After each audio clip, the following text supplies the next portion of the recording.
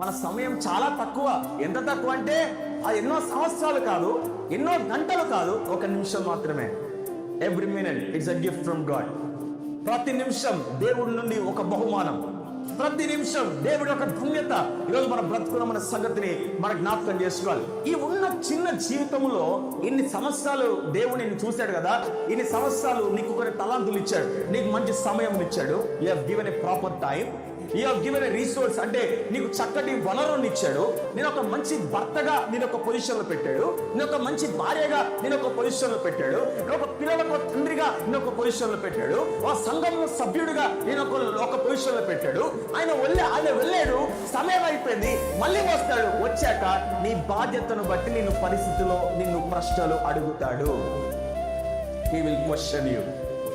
నిన్ను ప్రశ్న అడుగుతాడు. విడా, నేను భర్తగా, నేను చక్కటి భర్తగా నేను నియమించాను, ఏం చేసావు నీ కుటుంబానికి, ఏం నేర్పావు అని నేను అడుగుతాడు. నేను మంచి భార్యగా కుటుంబానికి ఇచ్చావు, బిడ్డ నువ్వు ఏం నేర్పావు నీ కుటుంబానికి నేను అడుగుతాడు. పిల్లలుగా నేను ఒక మంచి ఫలితాలుగా నియమించాను, ఏ భక్తి వాళ్ళకి నేర్పారు అడుగుతారు.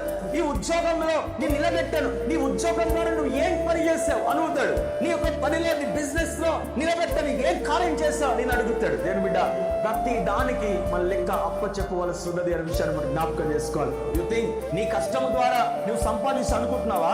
నీకున్న సమయం నీది కాదు, నీకున్న జీవితం నీది కాదు, నీకున్న ఆత్మ నీది కాదు, నీ శరీరం కూడా నీది కాదు. నీకు సంబంధించింది ఏంటి? నీకు సంబంధించింది ఏంటి అని బిడ్డ?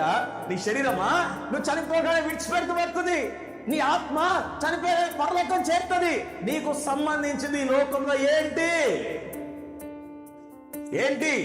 నీవు నేను ఒంటరి వాళ్ళము అనే విషయాన్ని మీరు మనం జ్ఞాపకం చేసుకోవాలి. కనుక దేవుడు నీకు నాకు ఇచ్చిన చిన్న సమయంలో దేవుడు నాకు ఇచ్చిన పనిని నువ్వు అద్భుతంగా పనిని సంపూర్ణము చేసి నువ్వు ముందుకెళ్ళాలి.